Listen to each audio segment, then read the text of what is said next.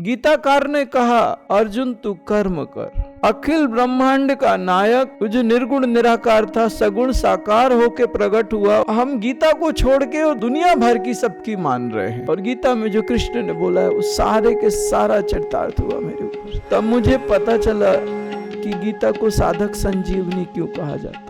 भगवान कृष्ण ने कहा है, कर्मों के बारे में अच्छे अच्छे ज्ञानी भ्रमित हो जाते हैं, लेकिन जिसने कर्म को समझ लिया वो कर्म के ऊपर राज्य करता है, कर्म के सर पे पैर रख के तांडव करता है।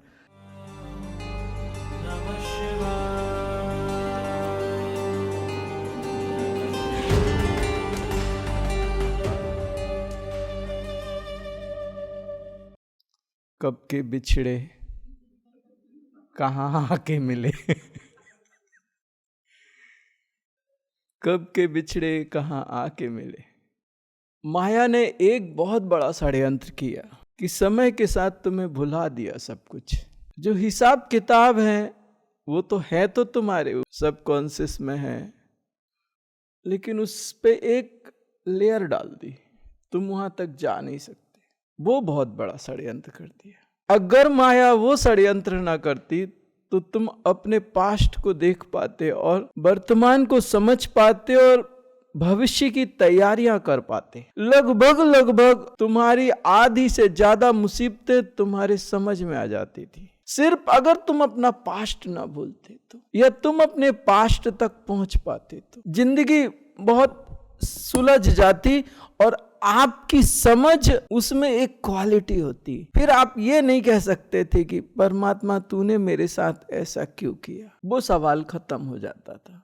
तुम्हारा पास्ट खुद जवाब देता था कि वर्तमान में जो हो रहा है कहीं ना कहीं उसकी तैयारी आप पास्ट में करके आए हो। प्रेजेंट बनाया तो आपने ही है, अच्छा या बुरा, जान के या अनजाने में। अगर तुम पास्ट देख पाते तो तुम भी कहते कब के बिछड़े आज कहाँ आके मिले। क्योंकि बहुत सारे लोग पिछले जन्मों से जुड़े हैं और इस जन्म में बड़ा इंतजार है मुझे उनका, और वो फंसे पड़े हैं। एक बार तो एक जगह शिविर ले रहे थे तो महाकाली ने रात को एक आदमी को प्रकट होके उसको दिखी रात को सोते समय और सो रहा, और मैं जोर जोर से मंत्र कर रहा था महाकाली का।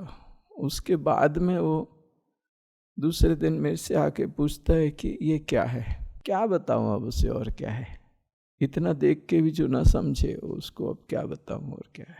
मेरे गुरु भगवान मेरे एक गुरु भाई को कहते थे, इस जन्म में तू ऐसे ही चला जाएगा क्या, कुछ नहीं करेगा इस जन्म में, ऐसे ही जाएगा वापिस, इस जन्म में कुछ नहीं करेगा तू, जन्म जन्म का साथ है यार जन्म जन्म का साथ है, एक जन्म का थोड़ी है। पहले मैं थोड़ा सा चंचल हुआ करता था और बड़ा मेरे अंदर बहुत जोश था और बहुत कुछ था, तो मैं साधनाएं भी वैसी कराता था, तो पास्ट लाइफ में लेके जाता था इन लोगों को, कभी कभी किसी किसी को। और एक आप जब गहरे में जाते हो तो आप कॉन्शियस माइंड को क्रॉस करके सब कॉन्शियस में एंटर हो जाते हो। अगर आपकी साधनाएं जरा गहरी हैं तो आप सब कॉन्शियस में पहुंच गए तो आपको दिखना शुरू हो जाता है फिर आपकी पिछले जन्म बनम सब। तो कई साधक ऐसे थे कि साधना करते करते अपने आप पास्ट में पहुंच गए, और कई ऐसे थे कि उनको झटके दे के लेके गया। उन्होंने देखा मुझे, मैं उधर था वो उधर थे। अगर व्यवस्थाएं जन्मों जन्मों की हैं तो इंतजार रहता है, और जब कोई आता है तो ऐसा लगता है पिछला यार मिल गया। एक बड़ी प्रसन्नता होती है, बड़ी खुशी होती है, और वो खुशी जो होती है उसके लिए शब्द नहीं है, वो हृदय की बात है, उसको शब्दों में कैसे कहा जाए। हृदय की बात को हृदय से ही समझा जाए तो बहुत बेहतर होगा। और मेरे पास आते भी सिलेक्टेड लोग हैं, बहुत ज़्यादा भीड़ नहीं आती, बहुत ज़्यादा लोग नहीं आते, बहुत सिलेक्टेड लोग आते हैं, और उनमें से भी फिल्टर होता है। कारण कि वो जो भगवती है उसका एक ही मानना है कि गलत लोगों तक अगर ये विज्ञान पहुंच गया, ये ज्ञान पहुंच गया, तो वो उसका दुरुपयोग करेंगे। किसी ने एक बार मुझसे कहा था, आप हाथ की रेखाएं पढ़ना जानते हो क्या? तो मैंने उससे कहा था, किस्मतें लिखना जानता हूँ, हाथ की रेखाएं पढ़ना नहीं जानता।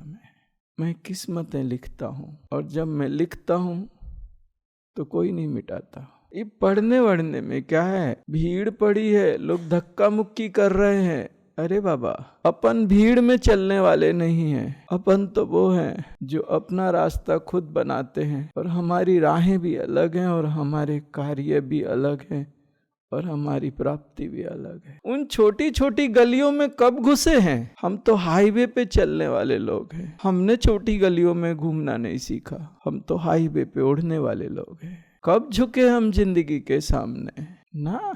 जीवन और मृत्यु तो इससे क्या घबराएंगे, हो गई बहुत, कितने बार जिए कितने बार मरे, और रोज तो ही जीवन मृत्यु देखते हैं। इतनी जीवन मृत्यु देखने के बाद अब जीवन जीवन जैसा नहीं लगता, और मृत्यु मृत्यु जैसी नहीं लगती। एक ही व्यवस्था के दो हिस्से हैं, और वो दो हिस्से भी नहीं कह सकते। ये माइक यहाँ से शुरू हुआ यहाँ तक है, यहाँ से शुरू हुआ यहाँ तक है, अब इसको दो हिस्से नहीं कह सकते। एक ही है, इधर से इधर तक पहुँचता है, इधर से इधर तक पहुँचता है। और मैं बिल्कुल प्रैक्टिकल हूँ, सीधे मुद्दे की बात करता हूँ, क्योंकि आप लोग जो मुझ तक पहुंच पाए हो, मैं एक बात अच्छी तरह से जानता हूं, तुम लोग धर्म के नाम पे कुछ नया नहीं कर रहे। आप लोग बहुत कुछ करके आए होंगे, बहुत कुछ करके आए होंगे। आपने अच्छी तरीके से धर्म के अलग अलग व्यवस्थाओं में जाके प्रवेश किया होगा। मेरे पास कोई नया बंदा नहीं आ सकता कि मैंने आज ही धर्म को प्रारंभ किया है, या सिर्फ मैं अगरबत्ती लगाता था और आ गया। अगर ऐसा बंदा होगा तो ज्यादा से ज्यादा उसकी यंग एज का होगा वो, मैं ये बात कह सकता हूँ। अगर ऐसा बंदा होगा कि कहीं बहुत स्टार्ट किया होगा तो यंग एज का होगा। अगर एक उम्र हो गई है आपकी तो आप तो बहुत भटके होंगे, बहुत जगह गए होंगे, बहुत जगह कुछ अच्छा पाया होगा कुछ, और उसके बाद आए होंगे। आपको लगता होगा कि आप मेरे लिए नए हो और मैं आपके लिए नया हूँ, लेकिन सबकी कहानी एक जैसी है दोस्त। जिंदगी सबको रुलाती है, सबको हंसाती है। दिन निकलता है तो रात भी आती है। मुस्कुराते हुए चेहरे रोने लगते हैं और रोते हुए चेहरे हंसने लगते हैं। यहाँ पे तो इसकी रीत है, और उपलब्धि वो है कि तुम रुला के दिखाओ या तुम हंसा के दिखाओ। हम तो अपनी स्थिति में स्थित हैं, अब तुम्हारी औकात तुम दिखाओ। चलो हम खड़े हैं। स्थिति कहती है तुम मुझे प्रभावित नहीं कर सकते, मैं जो हूँ वो तुम्हारी पहुंच के ऊपर की चीज हूँ। और सुनो, मेरे आदेश को मानो, और आदेश भी नहीं, मेरी इच्छा को समझो और मेरे अनुसार अपने आप को गति दो। स्थिति कहती है मेरी आज्ञा का पालन करो, क्योंकि मैं तुमसे ऊपर हूँ। ये जो मैं ज्ञान आपको दूंगा, ये आपने कहीं कोई सोशल मीडिया पे सुना नहीं होगा, किसी ग्रंथ में पढ़ा नहीं होगा। और जैसे जैसे आप इसमें आगे बढ़ेंगे, आपकी सोची समझी मान्यताएं नष्ट होती जाएंगी, और मैं आपको एक अलग राह पे लेके जाऊंगा। इसमें दोस्त सबसे बड़ी चीज है कर्म और प्रारब्ध। मेरा मेडिटेशन का कंप्लीट बेस है कर्म और प्रारब्ध। कर्म जिसके साथ है वो जीव है, वो भटक रहा है, रो रहा है, हंस रहा है और जिंदगी के झमेले में फंसा है। और जीव है, अगर उसमें से आप कर्म निकाल दो वो शिव है, और कोई अंतर नहीं है तुम में और उसमें। एक सीधी सी बात समझ लो, तुम्हारे अंदर से पूरे कर्म निकाल दिए जाएं या निकल जाएं, कुछ भी हो, आप ही शिव हो। जो शिव है वो आप हो, कोई अंतर नहीं। कोई इस चीज को ना माने तो वो पापी है। तुम्हारे धर्म ग्रंथ इस बात को स्वीकार करते हैं, वो कहते हैं ये पापी है, ये शिव को जीव कहता है। तो सबसे बड़ी चीज है कि हम फालतू के बखेड़ों में ना पड़े, हम इन कर्मों को ही नष्ट करना शुरू कर दें। ये कर्म हमारे जीवन को कंट्रोल करते हैं, इन्हीं से तकदीरें बनती हैं। लफड़ा नहीं चाहिए, सीधे सीधे मुद्दे पे आए अपन, क्योंकि अध्यात्म में बहुत ज्यादा कंफ्यूजन है। कोई कहता है ये करो, कोई कहता है वो करो, कोई कहता है कुछ मत करो, कोई कहता है कुछ तो करो। आप सबके अलग अलग अपनी स्टोरीज हैं, सबकी अलग अलग अपनी मान्यताएं हैं, सब कुछ अलग है। जबकि गीताकार ने कहा अर्जुन तू कर्म कर। अखिल ब्रह्मांड का नायक जो निर्गुण निराकार था, सगुण साकार होके प्रकट हुआ और उसने गीता बोली। उसके बाद हम गीता को छोड़ के और दुनिया भर की सबकी मान रहे हैं। गीता की सिर्फ पूजा कर रहे हैं, मान दुनिया की रहे हैं। मैंने जब जंगलों में साधना की और मैंने उस स्थिति को प्राप्त किया तो एक चीज मेरे साथ घटना घटी, जो कबीर और रहीम के दोहे हैं, पूरे के पूरे मेरे जीवन में वो घटना घटी। मुझे लगा कि कबीर या रहीम ने मेरे ही लिए बोला है ये दोहे, एकदम फिट बैठते थे वो। और गीता में जो कृष्ण ने बोला है वो सारे के सारा चरितार्थ हुआ मेरे ऊपर। तब मुझे पता चला कि गीता को साधक संजीवनी क्यों कहा जाता। अपन सबसे पहले सारे भ्रम अपने अंदर से निकाल दें और अपने आप को एक व्यवस्था में पहले तैयार करें, अपनी एक व्यवस्था के लिए कि कर्म, इन पे हमें कंसंट्रेट करना है। जो कर्म बीज प्रारब्ध फल की ओर बढ़ रहे हैं। आपने कभी एक किसान को देखा है जमीन में बीज डालते हुए? आप जब कोई कर्म करते हो तो वो कर्म एक ऊर्जा बनता है और वो ऊर्जा बन के आपके हायर बॉडीज में सिक्योर हो जाता है बीज रूप में। कर्म मैं आपको सूक्ष्म रूप से बताऊं, कर्म वो है जिसको क्रिएट करने के लिए दो लोग आवश्यक हैं या दो प्राणी आवश्यक हैं, जिनके अंदर गुस्सा हो, क्रोध हो, प्रेम हो या एटसेट्रा एटसेट्रा, जिसके अंदर भावनाएं हो। मान लीजिए कि एक बलवान है और एक कमजोर है और बलवान ने कमजोर को मारा, तो जब वो बलवान मारेगा तो उसके अंदर क्या आएगा? या तो अहंकार आएगा या क्रोध आएगा, बराबर है?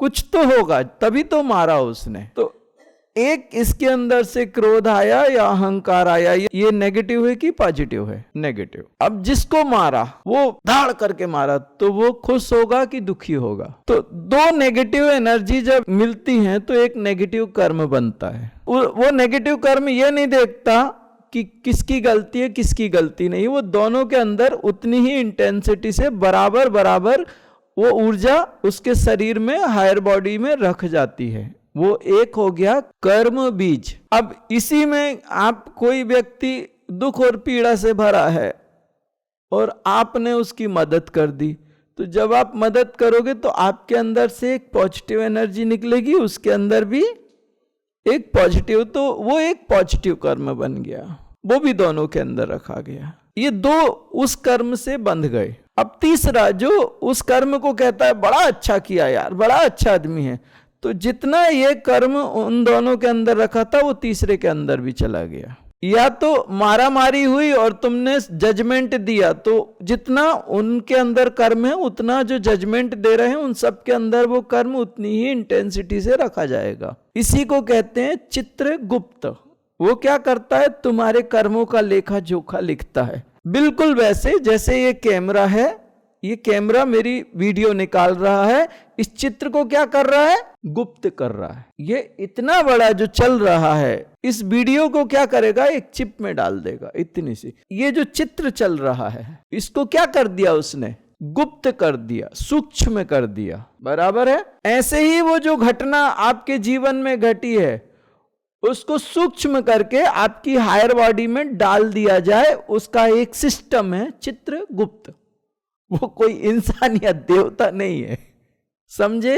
वो एक सिस्टम है। आपकी टेलीपैथी, आप यहां बैठे हो, हाय मेरा लड़का आज बहुत याद आ रही है, होता है कभी कभी, और उस दिन उसके साथ कुछ घटना घटी होती है और आपको याद आती है। वो क्या है? वो एक एनर्जी है जो आपको उससे कनेक्ट करती है, राइट? तो यहां पे क्या होता है, जो स्थूल रूप से आप काम करते हो उससे एक एनर्जी प्रकट होती है और वो एनर्जी कहीं सिक्योर हो जाती है, उसको क्या बोलते हैं? कर्म बीज। वो तुम्हारे शरीर में सिक्योर हो जाती है। कर्म जो था वो अगर पॉजिटिव हो तो कर्म बीज कौन सा होगा? पॉजिटिव। उसको कह सकते हैं सतोगुणी या रजोगुणी। और अगर नेगेटिव हुआ तो उसको कहेंगे तमोगुणी। कर्म को 3 भागों में बांटा गया। तमोगुण जो बहुत ज्यादा पीड़ा देता है, भयानक तुम्हारे जीवन में तबाही मचाता है, दुख और भयानक मुसीबत क्रिएट करता है, वो तमस है। जहां पे तुम्हें कुछ दिखाई ना दे, सुनाई ना दे, समझ में ना आए और तुम बिल्कुल एकदम पागल हो जाओ, वो तमस है। जहां पे तुम्हारे जीवन में सुख समृद्धि और ऐश्वर्य और वैभव और राजा के जैसी संपन्नता आ जाए, वो रजस है। और जहां तुम्हें परमात्मा की अनुभूति होने लगे और आत्मा का आनंद प्राप्त हो जाए और तुम परम आनंद में डूबने लगो, वो सतस है। तमस, रजस, सतस, तमोगुण, रजोगुण, सतोगुण। बात समझ आई? कर्मों को 3 भागों में बांटा गया। अब इसमें एक चीज और हो जाती है कि रज में थोड़ा तम आ जाता है, रज में थोड़ी तम आ सकता है, या रज में थोड़ा सत आ सकता है। हमने मदद तो की है, लेकिन सुनो, ब्याज देना पड़ेगा तुम्हें। देखो, हम किसी को उधार देते नहीं हैं, ध्यान रखना। अब तुम बहुत मुसीबत में हो यार, तो हमारा दिल पिघल गया है, लेकिन सुनो, अपन बनिया आदमी है, हमें तो ब्याज तो देना पड़ेगा। तो अब तुमने मदद तो की है, लेकिन उसमें तुमने स्वार्थ डाल दिया, तो रज के साथ में तम आ गया। उस कर्म में अगर 70% रजस है तो 30% तमस है। ऐसे इन गुणों में क्या हो जाता है कि एक दूसरों में ये प्रवेश कर जाते हैं। लेकिन सतस में तमस नहीं आता, मोस्टली तमस नहीं आता, लेकिन रजस में तमस भी आ सकता है और सतस भी आ सकता है।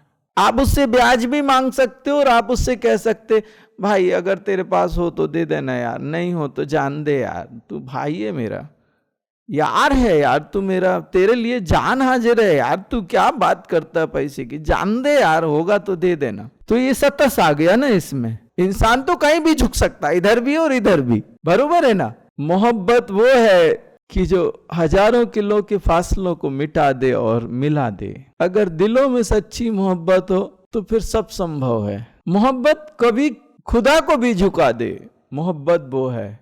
और जहां मोहब्बत नहीं है वहां ना तो भगवान है ना खुदा है, कोई नहीं है। जिसके दिल में प्यार नहीं है ना, वो दिल बंजर जमीन है यार, उसमें कुछ नहीं हो सकता। ना तो संसार आ सकता है ना परमात्मा आ सकता है, जमीन ही बंजर है। पत्थर पे खेती कौन करेगा? प्यार होना चाहिए, बड़ी बात है। अगर इसमें दिल में प्यार नहीं है तो फिर इंसान फालतू है यार, बड़ा रूखा सूखा हो जाता है। फिर तो उससे अच्छा रोबोट ही बना दो तुम एक। अरे जिसके अंदर फीलिंग ना हो, भावना ना हो, तो मशीन ही बना दो फिर उसको। काय को फिर इंसान बनाया भाई साहब आपने? और क्या है इंसान और उसमें? एक ही तो अंतर है। अभी तो AI आ गया है, अभी तो लड़कियां बनाने लगे हैं, लड़के बनाने लगे हैं, और उनके साथ में वो रह रहे हैं और वो कह रहे हैं ये अच्छा पति है, सारी बातें मानता है, कोई शिकायत ही नहीं है। बहन जी जरा 2-3 साल गुजारो, तो किसी कबाड़ी के यहां बेच के आओगे तुम उसको, आपको मालूम नहीं है, आप अपने मन को नहीं जानते। फेंक के आओगे तुम उसके हाथ पैर तोड़ के, निकल बाहर, अब शकल मत दिखाना। कुछ चीजें परमात्मा ने हमें ऐसी दी हैं जो बेमिसाल हैं। ऐसी लागी लगन मीरा हो गई मगन, वो तो हरी हरी हरी गुन गाने लगी। महलों में पली बन के चौगन चली, वो तो रानी दीवानी कहाने लगी। राणा ने विष दिया। कहते हैं लास्ट में मीरा भगवान श्री कृष्ण की एक छोटी सी मूर्ति रखती थी मीरा, ऐसा सुना है मैंने, उसमें ही समा गई मीरा। छोटा सा उनके दुपट्टे का पल्लू भगवान कृष्ण के मुंह के बाहर, उसी जो दुपट्टा डाला था उसका पल्लू छोटा सा हिस्सा बाहर मिला मूर्ति के पास। ऐसी लागी लगन मीरा हो गई मगन। और ये कर्म एक्चुअल 2 लोगों ने किए, और जिन लोगों ने जजमेंट दिया उतनी ही इंटेंसिटी से उन सब के अंदर रखे जाएंगे जो जजमेंट दे रहे हैं, जो कह रहे हैं ये सही है ये गलत है। अगर आप ऐसा कर रहे हैं तो बिना मेहनत के रेडीमेड कर्म अपने अंदर डाल रहे हो, और आपके अंदर बहुत सारे हैं और आप और ज़्यादा कलेक्ट कर रहे हो। तो जब आप जजमेंट दो या जज करो तो ध्यान रखना कि वो कर्म आपके अंदर जाएगा, जितना उन दोनों के अंदर है वो आपके अंदर जाएगा। इतना ध्यान रखना। निंदा मत करना, किसी की बुराई मत करना, क्योंकि तुम्हारे अपने कर्म इतने हैं, भयंकर हैं। मैं जंगल में था और मैंने भी सोचा कि इतनी लंबी उम्र तक धीरे धीरे साधना करके तपस्या करके फालतू इतना मैं नहीं कर सकता, एक बार में ख़त्म करूँगा। और मैंने बहुत सारी शक्तियों का आवाहन करके डायरेक्ट काम करना शुरू किया और मेरे मरने की हद तक आ गया, पूरा शरीर गल गया और बस अब प्राण निकले अब मरा कि अब मरा, अब मरा कि अब मरा, कुछ नहीं रह गया शरीर में, शरीर पूरा कंकाल हो गया, कुछ बचे ही नहीं। उसके बाद भी कर्म थे। 28 जन्म हो गए मुझे साधना करते, 28 जहाँ तक मैंने देखा। हाँ, साधना नहीं, पहले के कुछ जन्मों में, कुछ 7 जन्म में सिर्फ सेवा करी, थोड़ा इधर आश्रम वाश्रम में जाके कुछ करता था, लेकिन फिर भी 20 जन्म तो मान के चलो साधना कर। इस जन्म में फिर भी इतने कर्म थे। गुरु भगवान से कहा, भगवंता अब तो शरीर छूटने वाला है, लेकिन ये कर्म नष्ट नहीं हुए, ये हो ही नहीं रहे। मालिक अब तो मामला ये हो गया है कि कर्म नष्ट करने को चला था और जीवन नष्ट होने को आ गया, खत्म है बात, अब बचा ही नहीं कुछ शरीर में। ऐसा बैठता था तो लुढ़क जाता था, पड़ा रहता था जंगलों में, कीचड़ में, ऊपर से कीड़े मकोड़े चलते रहते थे, बहुत हालत खराब थी और शरीर तपता था। ये जो स्किन है पूरी पपड़ी बन गई थी और बुरी हालत थी, बुरी मतलब एकदम बुरी हालत थी। 1-2 घंटे बचूंगा, 1-2 दिन बचूंगा, कोई भरोसा नहीं था। तब भगवान ने कहा था कि तू करता जा, ये मत देख कितना किया, पलट के मत देख, तू आगे बढ़ता जा। हमारे खुद के कर्म इतने हैं यार, पड़ोसी के क्यों अपने अंदर डालने। वो मेहनत करके कमा रहा है, हम तो बैठे बैठे कमाते हैं। उसका वो जानेगा, उसका वो देखेगा, अपन ने कोई जजमेंट नहीं करना। फालतू अपने में ही उलझे पड़े हैं और आ बैल मुझे मार। तो एक गलती अगर अपनी सुधार ली कि अपन ने किसी के बखेड़े में नहीं जाना, बाबा तू सही गलत तू तेरा मालिक जाने, तेरा तू जाने, मेरे को माफ़ कर। 2 रोटी खाना है बोल, मैं सब्जी के साथ खिलाता हूँ, ये लफड़ों में मत फंसा मेरे को। सीधी सी बात अपनी। तो मैं तो हूँ ही बदमाश, मेरे किसी व्यवस्था को आप फॉलो बहुत कम करना। मेरा काम बिना बदमाशी के चल नहीं सकता, क्योंकि बदमाश इसलिए हूँ क्योंकि मैं इन कर्मों से परे हूँ। इनके सर पे पैर रख के मैं वैसा तांडव करता हूँ, इन्होंने मेरे साथ जो किया अब मैं पूरा बदला ले रहा हूँ। तुमने मुझे इतने जन्मों तक नचाया, अब मैं तुम्हें नचाता हूँ, छोड़ूंगा थोड़ी। मैं इनके साथ ऐसे खेलता हूँ जैसे छोटा बच्चा खेलता है। आप में और मुझ में बहुत अंतर है। आप मेरा भूतकाल हो, मैं आपका भविष्य हूँ। लेकिन मैं इतना जरूर जानता हूँ कि मोस्टली जो करता हूँ प्रकृति और परमात्मा के साथ करता हूँ। और ध्यान रखना, समर्थ को दोष नहीं। तुम्हें दोष इसलिए लगता है क्योंकि तुम नीचे पड़े हुए हो। पॉलिटिशियन अगर कुछ कर दे तो उसको कोई पुलिस वो सब हो जाता है, सेट हो जाता है ना। या कोई बहुत बड़ा आदमी कुछ कर दे तो सब सेटिंग हो जाती है। और कोई छोटा आदमी एक लाल बत्ती को भी क्रॉस कर दे तो समर्थ को दोष नहीं होता। ये तुम्हारे संसार का भी नियम है और हमारे अध्यात्म का भी नियम है। तुम शमशान में जाओगे तो तुम्हें नहा के घर में घुसना पड़ेगा, और वो तो शमशान में ही बैठा है, और तो और उसकी भस्मी निकाल के और पोत लेता है। और पार्वती जी भी जानती हैं कि कुछ नहीं कर सकते अपन। वो कहें कि जाओ नहा के आओ, गई भैंस पानी में, पता नहीं कितने सालों बाद आएगा। वो तो है ही मत वाला, उसको क्या लगा पड़ा है, वो मस्त रहता है मस्ती में, और आग लगे बस्ती में। वो है वैसा, उसको किसी का कुछ नहीं लगा पड़ा, वो अपने आनंद में आनंदित रहता है, मस्त। नमः शिवाय। भैया जी, निद्रा तमोगुणी है, तो क्या सात्विक पुरुष जब निद्रा में प्रवेश करते हैं तो सतोगुण के साथ तमोगुण की क्या स्थिति होती है? कृपया मार्गदर्शन करें। कृष्ण अर्जुन को गुडाकेश कहते थे। गुडाकेश मतलब जिसने निद्रा पे विजय प्राप्त कर ली हो। जो सत्वगुण में स्थित रहता है वो, उसको नींद बहुत कम हो जाती, बहुत कम मतलब बहुत कम हो जाती। ये बात आप जो भी जितने भी एक आध्यात्मिक स्तर पे जाने वाले लोग हैं उनको अगर आप पूछोगे तो उनकी नींद बहुत कम होती है। आप उनको जज ही नहीं कर सकते कब सोते हैं और कब जगते हैं। तो तमस के साथ सतस बहुत मुश्किल है। नमः शिवाय।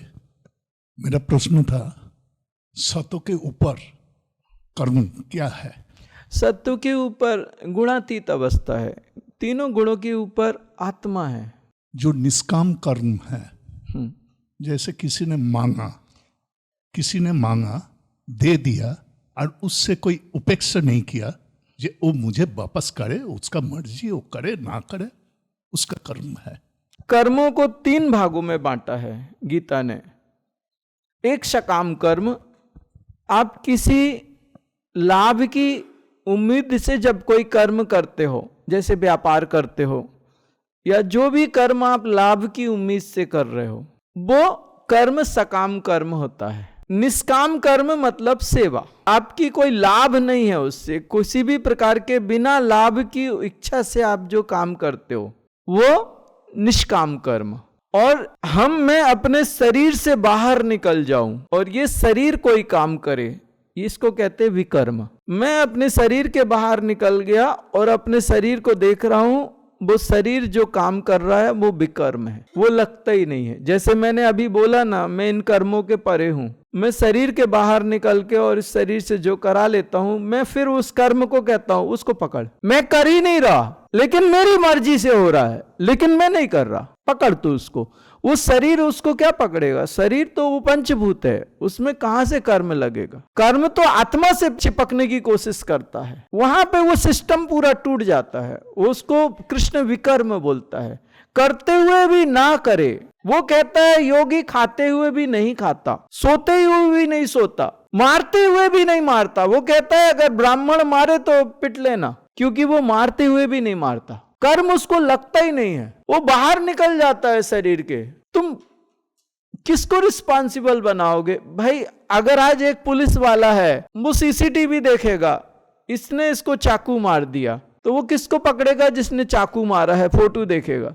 वो कहता है तुम पकड़ो ना उस शरीर को, मुझे कोई फर्क नहीं पड़ता, मैं ये चला। और उस आत्मा के बिना उसका मोल क्या है शरीर का? वो तो मुर्दा है, तुम उसका क्या कर लोगे? वो पंचभूत है, वो पंचभूत है। अगर वो शरीर के बाहर निकला तो इसका मतलब उस शरीर में मन भी नहीं होगा, उस शरीर में बुद्धि भी नहीं होगा, उसमें से तुम पंचभूत ही मिलेगा तुम्हें। और पंचभूत तो प्रकृति की व्यवस्था है, उसको तुम कैसे पनिष्ड करोगे? वो तो प्रकृति है, पृथ्वी, जल, अग्नि, वायु और आकाश, उसको तुम क्या कर लोगे? प्रकृति के जो एक रूल्स हैं, रेगुलेशंस हैं, वो सबके लिए बराबर है।